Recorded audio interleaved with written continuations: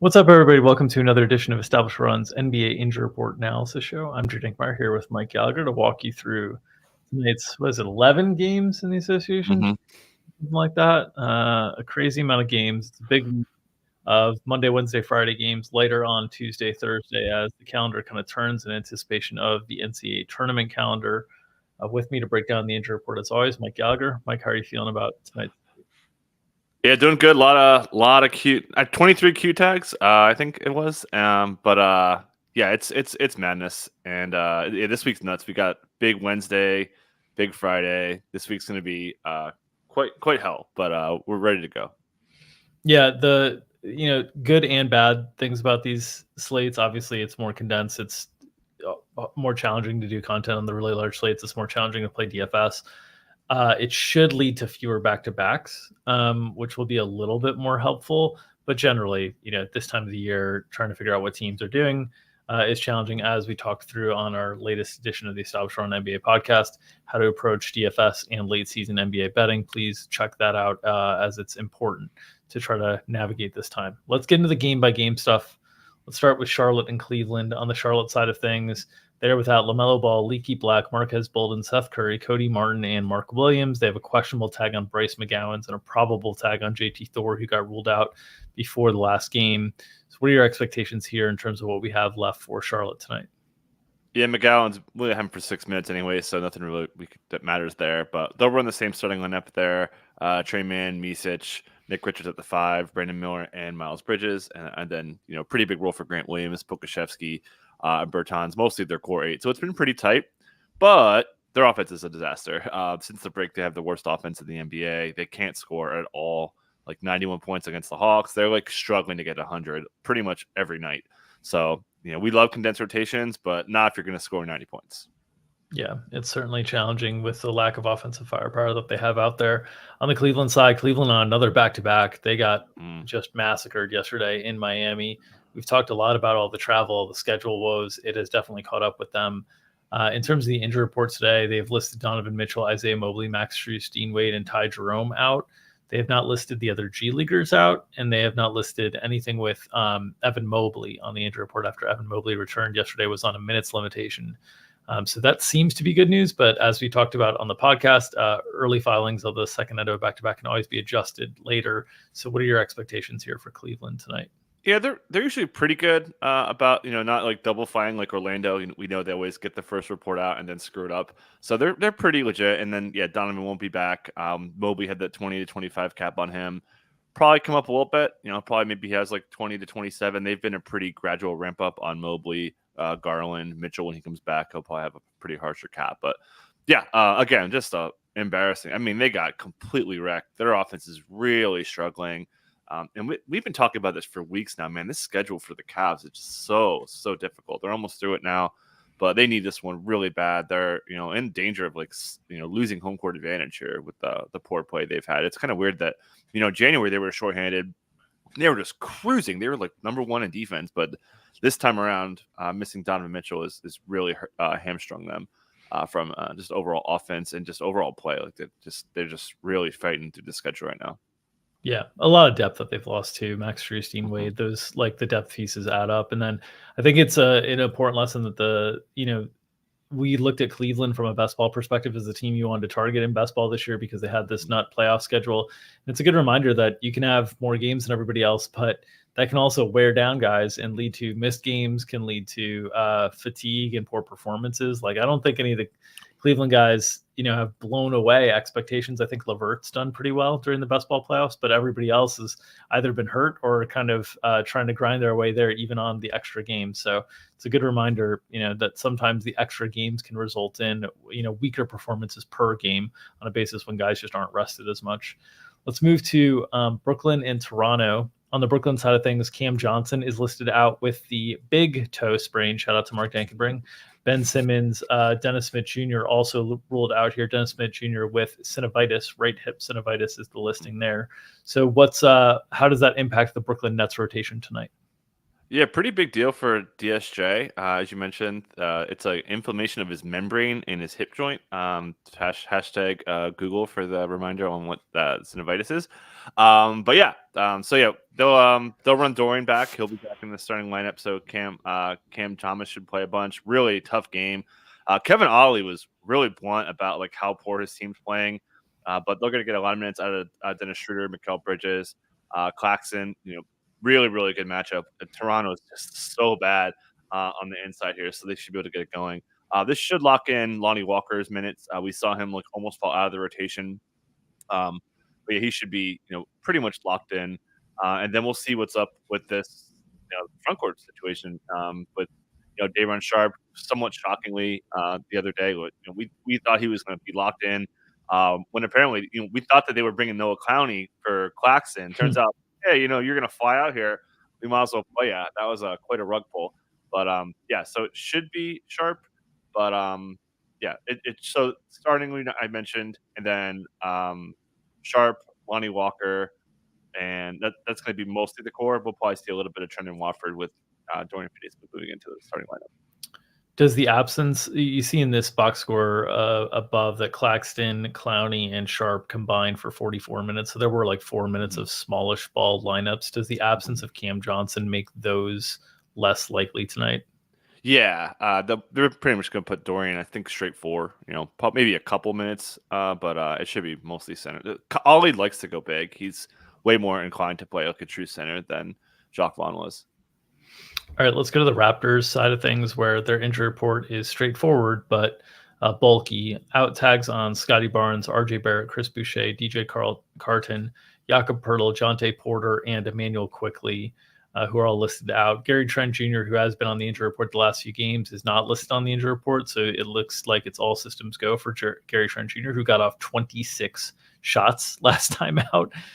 So Gary Trent's going to get his. What are your notes here on the Raptors, who surprised us last game with Jahmias Ramsey in the starting lineup over Bruce Brown? Yeah, we know Jahmias Ramsey's not going to start today because he's not on the team anymore. They signed Kobe Simmons instead, so should get Bruce Brown back in the first unit here. He'll play a bunch, and then the starting unit should be the same: Grady Dick, Ochai Agbaji, Gary Trent, and Kelly Olynyk. So yeah, this team just horrible. You lose to the Wizards, you're just down bad, and yeah, they're doing quite well with the tanking here. Trying to pick that top 6 pick, but probably see Kobe Simmons in there. They signed him. He's got some game to him, can handle a little bit, so they'll take a little bit of ball handling away from Bruce Brown, Javon Freeman Liberty, and those guys. All right, Boston Celtics and Atlanta Hawks on the Boston side of things. Drew Holiday remains out. Derek White listed as questionable here. Xavier Tillman questionable, and then J.D. Davison, a G Leaguer, listed questionable as well. They also listed Nemes Kieta and Drew Peterson, the G Leaguers, out. So Davison there feels like a little bit of insurance on the Derek White questionable tag.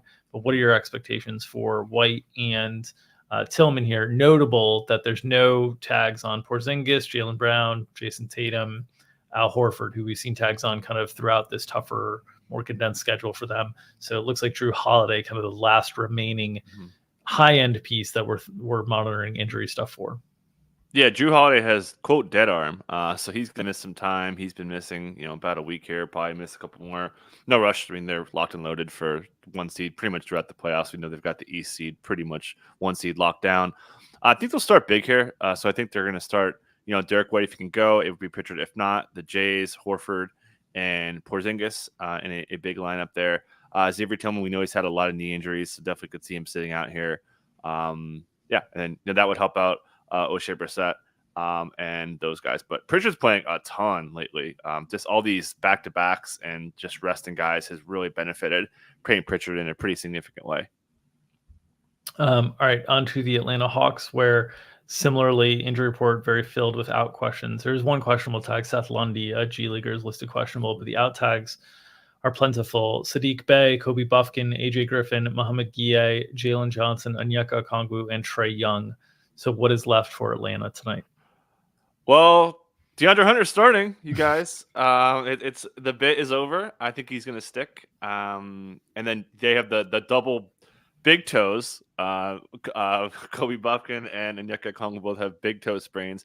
so they're not going to miss. Big game for Bruno Fernando. Career high for him, 25. Centers against Charlotte, we know that's a thing for sure. So, yeah, I'm expecting the same starting lineup. DeJounte, Bogdan, Vit, Krejci, DeAndre Hunter. Feels good to say it with confidence. And then Clint Capella with Bruno off the bench, Garrison, Wesley Matthews, and Force, mostly the guys that should round out the rotation. All right, Detroit and the Knicks on the Detroit side, Cade Cunningham, Jalen Duren, Simone Fontecchio, Taj Gibson, Quentin Grimes, Isaiah Stewart, Asir Thompson, and Stanley Amude all listed out. So once again, I ask you, who is left for the Detroit Pistons? The theme of the day. Who is left? Let us know who's playing tonight. Yeah, Marcus Sasser season. We saw, Cade Cunningham Sunday scratches. That's I think at least twice, maybe 3 times. He's been scratched, so Sasser should start. Jaden Ivey, then Weissman again will continue to start. He's in a good spot. Troy Brown, NSTs. And I'll take you for a second there. Okay, go ahead. That's pretty much it, though. Yeah, I was going to say Chimezie Metu sliding in the starting lineup, playing 39 minutes was encouraging from a fantasy perspective. Yeah. Also, the de-emphasis on Evan Fournier yesterday, just down to 10 minutes. A lot of those minutes went to Buddy Boeheim, who was shooting the ball effectively there. It's possible that they just de-emphasize the veteran here and get a look. Not that Buddy Boeheim's like a part of the future or anything like that, but it's possible you see that down the stretch. Could also be a little bit of a hot hand situation there. What other notes do you have on the back end of the Pistons rotation? That's pretty much it. We'll see if we get a Fournier revenge game in the spot here, but yeah, not too much else to add. Should be more Sasser here, but just this team's quite bad. Missing Duren's a big deal. Their defense is just going to be they miss Isaiah Stewart so bad defensively. Just so many easy buckets given up by this team right now. All right, let's move to the Knicks side of things, where OG Anunoby, Julius Randle, and Mitchell Robinson are all listed out still. Alec Burks added to the injury report and listed questionable. What are your notes here on the Knicks? We'll continue to see Deuce McBride starting, and their defense has been really, really good. In their last 8 games, 101.6 defensive rating. That's first in the NBA over that span. Deuce has been freaking awesome coming off a 48-minute game. He'll play a ton. Tibbs joked that he's rested because he wasn't playing a lot earlier. We saw him, basically get the non-Brunsons, about a month ago. So locked and loaded. They'll continue to start that lineup for sure. You're playing guys 48 minutes. There's just nothing for the bench. So we're seeing Bojan get de-emphasized. Precious really cut down. We saw him play 40s, and he's almost out of the rotation. As they kind of mix up some smaller stuff here and went to more Jericho Sims. And then we did get the Alec Burks cue, so keep an eye on him there. Yeah, and one of the underrated kind of storylines of the next 3 weeks will be kind of this 3-4-5 seeding in the Eastern Conference, which there is. Lost your audio there. Oh, am I back? You're back. Or did you lose me entirely? You're back. Okay. I was saying the incentive to get into the 3-4 range is really there for the Knicks. So we will continue to see these really heavy minutes here. It seems like I might be lagging a little bit. So why don't I pop in and pop out and you go to the Phoenix San Antonio game? Cool. So let's start with the Phoenix side here. They are pretty much good to go. I don't really have any notes. We're continuing to see Bradley Beal play on-ball defense a ton. His assists are up. He handled a little bit more in the last game. So mostly good to go on the Suns here.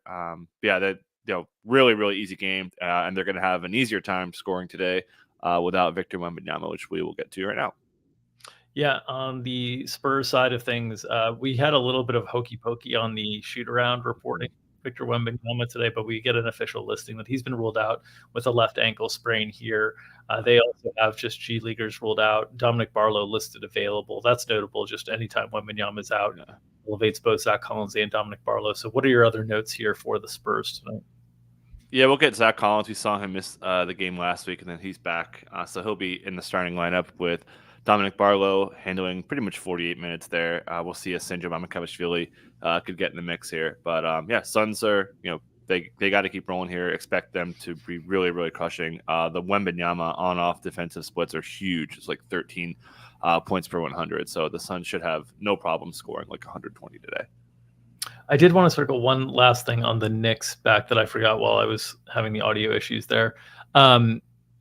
Julius Randle, Mitchell Robinson, what are the updates on them? Because I know as people are preparing kind of for playoff best ball season and whatnot, and as I alluded to, the 3, 4, 5 in the Eastern Conference is going to be pretty important because right now we've got 3 teams, Cleveland, New York, and Orlando, battling for positioning here. 2 of those teams would play each other in the 4-5. But the 3 seed could get Indiana, could get Miami, could get Philadelphia. Right now, Indiana looks like the large favorite to get there based on remaining schedule. But I think that positioning, the 3 and the 4 spot specifically, which obviously get home court advantage, might be even considered more valuable this season if you're looking at the chance to play either in Orlando or Indiana, a team with less playoff experience than some of the other teams that are probably considered more feared in terms of an individual playoff series. So what do you expect in terms of return timetable for guys like Mitchell Robinson and Julius Randle? So they're both practicing, but Randle hasn't been cleared for contact yet. So that's probably so. If you're setting your fantasy lineup, don't put Randle in there for the weekly. Congrats if you're in the finals. So yeah, that's kind of it. And then Mitch seems further along based on the practice reporting. He's kind of trended sooner, but probably like if I have a fantasy lineup, they're gonna have a pretty big cap on him. So I wouldn't really be starting either of those guys, but they are getting close, and that's huge though. With the way they've been playing, and should also note, Hartenstein, he's playing really, really well. Quotes from Tibbs saying, "quote He's feeling better and better, and he's starting to look like he did, when he was really hanging like 40 minutes." Tibbs has a lot of confidence in the way Hartenstein's been playing now. Yeah. And Mitchell Robinson, there was reporting over the weekend that when he does return, he'll return off the bench. So there will be minutes limitations, and Hartenstein and Robinson will ultimately take on that full role, which leaves question marks around Precious Achiuwa in terms of his role, which we've seen being dwindled of late. All right, let's go to Portland and Houston. On the Portland side, DeAndre Ayton questionable here, as is Justin Minaya, Anthony Simons, Matisse Thybulle. We've got a doubtful tag on Jeremy Grant, out tags on Malcolm Brogdon, Shaden Sharp, who is on G League assignment, so he is nearing a return, and then Robert Williams, who's lost for the season. What are your expectations on if we see DeAndre Ayton tonight, or will it continue to be the Duop Reith show? Yeah, I don't know. I think that there's a chance he sits. They're pretty. We've seen multiple days now with midday Q downgrades from these Blazers guys. So yeah, I don't have a big lean, but they started 5 rookies over the weekend, quite wild. And Bill was kind of joked about it a little bit, but if Ant can't play, it'll be a big scoot roll. Rian Rupert continues to get a look. He's really, really raw, but he has a little bit to his game. Can handle a little bit and all that. So yeah, pretty much unclear. Chris Murray is playing a ton right now, so he'll continue to start and play a bunch. They're clearly trying to develop these guys to close out this season and potentially boost up their draft capital, but probably not going to move too much with the way things are mostly centered around them. Yeah, and Murray and Kamara have looked pretty good the last few weeks. So I think that's been an encouraging sign for them. Obviously, Scoot Henderson was in foul trouble this whole game. That's why the minutes were kind of cut down a little bit, and we saw Delano Banton play a little bit more. I do think if we see kind of the same iteration of players available, if they're starting Rupert, yes, Delano Banton can still get those big minute ceilings that we've seen in the past, but they seem very committed to getting a lot of minutes out of Kamara, Murray, and Henderson. Mm-hmm.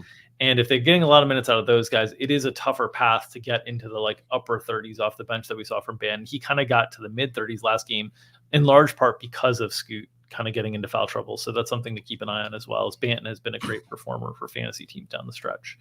Okay, Houston side of things, sneakily creeping up on the play-in conversation, even though Draymond Green doesn't believe they deserve any attention. No Steven Adams, no Tari Eason, no Alperen Sengun, no Jabari Smith, who's suspended, and no Cam Whitmore. So shorthanded in the front court here, but they continue to pump out big offensive performances in the absence of Alperen Sengun. What are your expectations here for Houston tonight? Yeah, their offense is crushing. 8-game win streak, 127.1 offensive rating. Only Boston better in that span. They're just absolutely cooking. And, I mean, Jalen Green is as hot as you've ever seen him by, multiple magnitudes, man. He's just going off every night. Actually cover boarded him for matchups.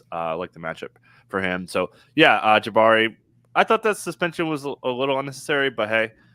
So he'll be out. Probably going to start Jock Landale. Could see him starting Jeff Green to keep Jock off the bench, but Jock's going to play a pretty good bit. And then, just tight minutes.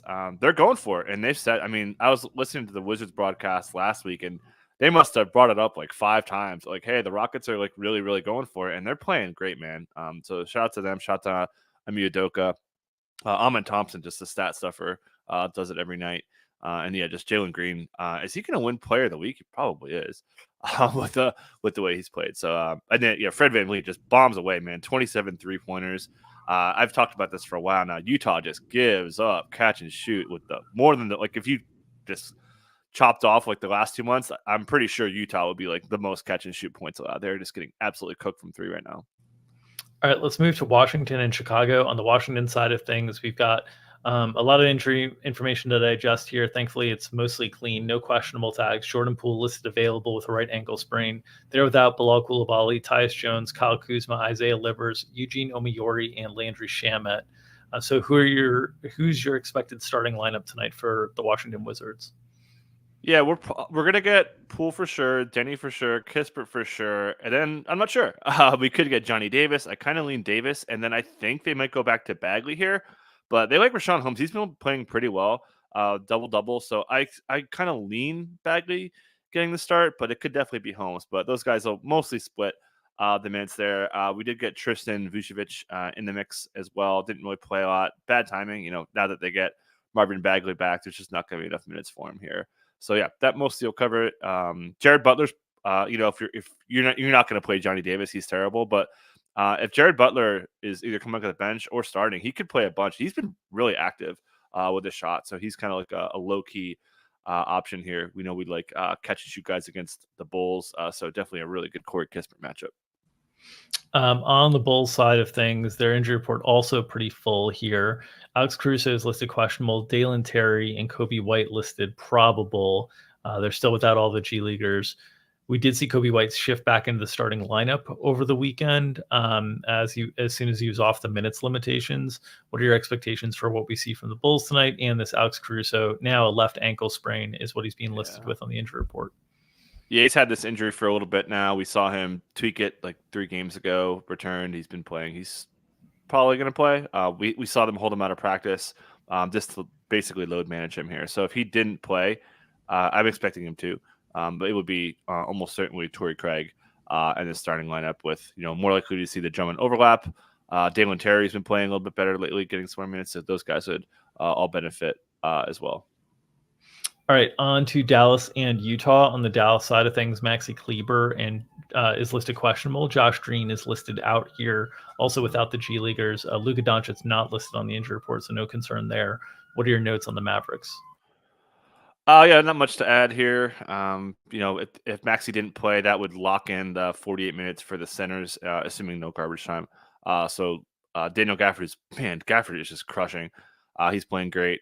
Derek Lively, they'd cover up those minutes, and they'd play a little bit smaller. We could see some more Dante Exum, more Tim Hardaway. That would help their Derek Jones Jr.'s minutes a little bit as well there. Again, just an absolutely dream matchup. Utah is just so bad defensively right now. Yep, and on the Utah side of things, their injury report actually was listed with a bunch of questionables, but we did get some clarity here while we were recording. So they've listed Lauri Markkanen, Jordan Clarkson, and Omer Yurtseven as available to play tonight. Those 3 were previously listed questionable alongside Kenneth Lofton Jr. and Darius Bazley. Expectation is that Kenneth Lofton Jr. and Darius Bazley are not necessary if they have all these other pieces available. So we will see one of the fuller Jazz rosters that we've seen in a while here. What's your expectation on how that impacts the rotation and shakes out the minutes here? Because they've been kind of having multiple pieces missing pretty consistently here, and it sounds like they're going to be relatively healthy tonight. Yeah, they're not going to have Chris Dunn, so he'll be out of the starting lineup. It should get Colin Sexton back in the first unit. We saw him move to the bench and basically took Jordan Clarkson's role. So I'd expect the starting lineup to be Keontae George, Colin Sexton, John Collins at the 5, Taylor Kendricks, who's going to have to guard Luka, and then Lauri Markkanen. Went through shooting around, starter's jersey. Those guys are pretty much good to go. 6-man Clarkson, Bryce Sensabaugh, and then it'll start to probably be Omer Yurtseven and those guys. But just you mentioned, getting pretty healthy here, but they're not going to have Chris Dunn for a couple games. All right, let's move to Memphis and Denver. On the Memphis side of things, this is a full injury report game as well. On the Memphis side of things, they're without John Morant, Derrick Rose, Marcus Smart, Yuta Watanabe, and Luke Kennard and Zaire Williams. And then they've got doubtful tags on John Conchar, Brandon Clark, Vince Williams Jr., and they've got questionable tags on Lamar Stevens, Jake LaRavia, and Desmond Bain. Nitpicky complaint for me from the NBA injury report filing, but can we just like list them in order, like all the outs in order, then all the doubtfuls in order, where I have to like hunt and peck for who is in which range is very annoying. I guess it's done alphabetically is the way that they list it now that I'm looking through, but I'd rather have just the tags. That's my own pet peeve. But who's going to play for Memphis tonight? Notably, Jaren Jackson Jr. and Santi Aldama are not on the injury report, so they should be good to go tonight. Yeah, so Desmond Bain should be back. We saw him miss some time for that back injury, so obviously not the grade 3 ankle sprain that he had. Was a bit of a minor thing. So I think he's back. Got the doubtful tag. That's usually Memphis's protocol. It's like doubtful, one game away, questionable in. So expecting him to start. Kind of think Goodwin will start next to him. And then GG, Santi Aldama, Jaren Jackson, Scottie Pippen will, basically split the point guard minutes, point guard-ish minutes. Although I wouldn't be surprised if Goodwin didn't play. I think he has like 6 or 7. It's like somewhere between 6 and 8 games left for him. So they could sit him out if Bain's in. That would get Scottie the minutes. So they could start, it kind of depends on all these injury reports, who's going to play. But yeah, there's definitely a chance that Jordan Goodwin's inactive if Bain could go. Yeah, and I think there's a pretty good chance, honestly, with the way that they've been operating, that if they have Bain active, that Goodwin won't be available. So starters for sure: Jaren Jackson, Santi Aldama, Gigi Jackson. If Bain can go, Bain. And then that fifth starter, I think, is either Scottie Pippen Jr. or Jordan Goodwin, based on who's available there. And then if Bain is unable to go, that's when it gets kind of dicey, because you've got a doubtful tag on John Conchar, Luke Kennard's out, Jake LaRavia and Lamar Stevens are questionable, so you don't know what kind of depth you have there. What are your thoughts on who could potentially be the fifth starter if Bain is unable to go? Because I think that's where it gets really shaky to me. I guess if Bain is unable to go, Goodwin probably has to play. It's probably Goodwin and Pippen Jr. together. Yep, that would probably be my lean. They could just go big and put Gigi at the 2. They've done that before and start LaRavia.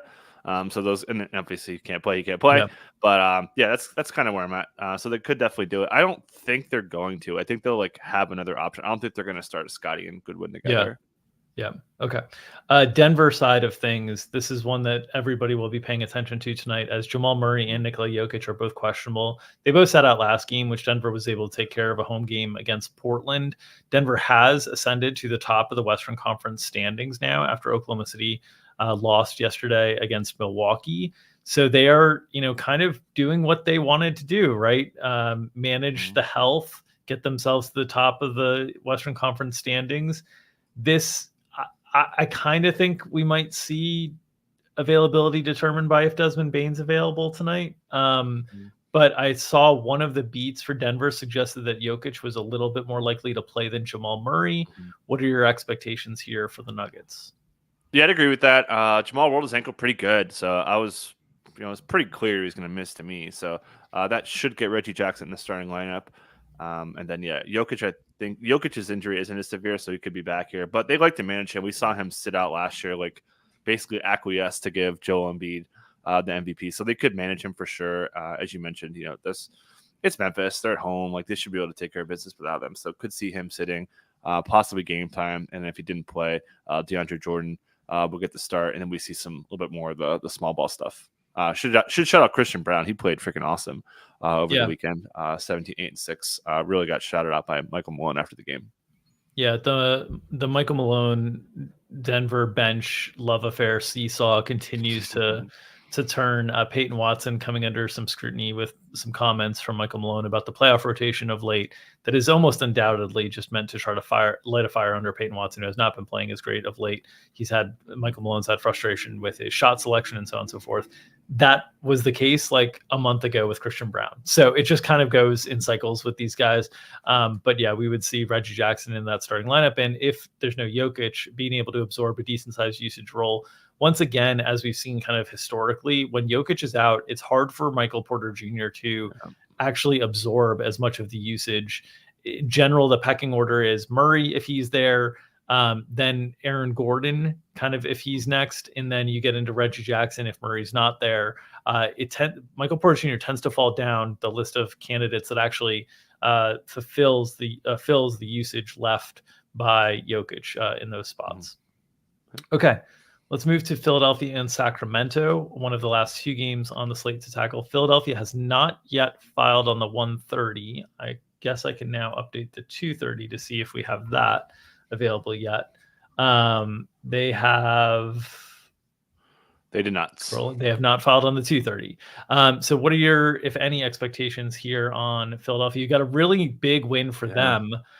We've been having a lot of internal debates and conversations about how to deal with Philly from a playoff best ball ranking perspective, because their closing schedule, their lack of tiebreakers versus Indiana and potentially Miami put them in a very likely position of ending up in the play-in, which means a very likely position of playing Boston or Milwaukee in the first round, which is really challenging. But they changed a little bit of that narrative yesterday with a big road win in the Clippers. They need a few more of those before they get Embiid back. Their schedule is very like front heavy in terms of difficult competition, road games, and then it eases up towards the end of the season. So if they can kind of survive these next 5 games or so, they have a chance to build themselves out of the play-in. But any expectations here from an injury perspective on Philadelphia today? Yeah, keep an eye. We just got an update on Anthony Simons out, and then Aaron Gordon now questionable. So we'll get a lot of shenanigans going on with the Blazers here. Michael Porter Jr. questionable too. So it's all of the Nuggets starters. Yeah, that's a really fun game with all those questionables and injuries. So yeah, we should get Lowry back. Kind of a shady little back-to-back Philadelphia 76ers mode there. Jeff Townsend got in the rotation there, helped out campaigns minutes there. So I think that Lowry would be back in the starting lineup, but they might just keep it. They've been trying to kind of get Buddy Hield going here. But yeah, expecting the 4 starters for sure will be in there with Tyrese Maxey, Oubre. I think they might start Hield again, Mo Bamba and Tobias Harris. Yeah, it's the 76ers yesterday when you just see Batum hasn't checked in the first half, and then he doesn't check in the second half, and you're just like, these guys again, they've done it again. Just habitual line steppers. All right, Sacramento side of things, Trey Lyles listed out with left ankle sprain. Kevin Huerter lost for a while with the left shoulder dislocation, and then they've got the traditional, customary Sasha Vezenkov questionable tag that he'll get ruled out later. What are your expectations for what we have from Sacramento tonight? Yeah, enough with the Sasha Vezenkov Q tag already. We've had it. But yeah, Keon Ellis continue to start. Hashtag Ellis Island. He'll be out there guarding Tyrese Maxey. Probably play a pretty good bit. He's been playing really well. I think he got the defensive player of the game. He's been playing very, very well. Kings are playing better defense. They've been like top half defense the last few weeks here. But yeah, pretty much pretty tight. We're seeing a little bit of Chris Duarte and Malik Monk coming off a brutal game. Come on, Bobby, do it. Malik Monk has a bad game here. No chance. But yeah, we're mostly locked in. And then yeah, Sasha's probably not playing. I'm so sick of this questionable tag. Yep. All right. Last game of the slate to check in on, and it's 2 teams on back-to-backs that haven't filed yet. So Indiana Pacers on the second leg of a back-to-back in a high-scoring loss last night against the Lakers. Any concerns on what we might see from Indiana? Similar to that conversation of the 3, 4, 5 in the East is the 6, 7, 8 in the East, with Indiana, Philadelphia, and Miami all battling for positioning. Indiana got a surprising win against Golden State and then lost last night. Now a tough end on the second night of a back-to-back in LA. What are your expectations here tonight for the Pacers? Yeah, the Warriors are not big fans of the Pacers right now. Losing to them and then giving the Lakers a win there. So yeah, should be good to go. I don't really think there's much to add. We'll see if we get Jalen Smith playing. We kind of mentioned that Isaiah Jackson could be coming for him after showing out for his grandma in Detroit for the Pontiac, Michigan native. But yeah, mostly straightforward here. A big Pascal game. That's pretty much where we're at here. All right, let's talk about the Clippers side of things, where really disappointing home loss yesterday. They have been struggling of late and not playing very good basketball. So what are your expectations around if we see any sort of injury tags for the Clippers tonight? Yeah, keep an eye on Russ. Woj said that he could be back today, so that's something we'll be watching. But I think everyone's in. Not sure. It's the Clippers. One of the 3 habitual line steppers there. But Harden's been playing great. He's been driving more. Kawhi's been playing a ton. Paul George, a little bit dinged up, but he should be good to go. So I think we're going to be good here. But again, you never know with the Clippers. Yeah, it's always challenging to kind of figure out what their injury report is going to look like. We did see Terrence Mann and Norm Powell both return over the weekend, so they did get that depth back. We'll see if it's managed at all here on the second night of a back-to-back. All right, that'll do it for this edition of Establish Run's NBA Injury Report Analysis Show. As always, if you'd like to help support this content that we're putting out there, one of the best ways to do it is to subscribe to our YouTube channel. We're in pursuit of 5,000 subscribers by the end of the NBA season, so would love your help in reaching that goal. If you're interested in any of our premium content behind the paywall, you can check out myself and Sam Jaffarina tonight at 5 o'clock Eastern on Establish the Show, breaking down the good chalk, the bad chalk, the contrarian plays. And of course, we'll have the flag plants there as well. So tune in there. We will be releasing later this week the playoff best ball rankings for our subscribers as well. Those of you who have access to the DFS subscription package will have access to those playoff best ball rankings. So if you're interested in playoff best ball, I'm currently targeting Thursday or Friday. We'll see on the release date. I still need to do a little bit more tinkering there, but you can hop in, get one of the monthly packages if you're just looking for the best ball stuff, and you can get access to that as well. All the information can be found on establishrun.com/subscribe-NBA for more details on our product offerings. If you are interested in supporting this show and keeping this free content free, the best way to do so is to smash that like button and help feed that algorithm. That helps feed our families and allows us to feed you the NBA injury information analysis you need each and every day to set your DFS lineups, your season-long lineups, and make your spread bets and your prop bets. So smash that like button, feed that algorithm. Nom, nom, nom, nom, nom. We'll see you tomorrow.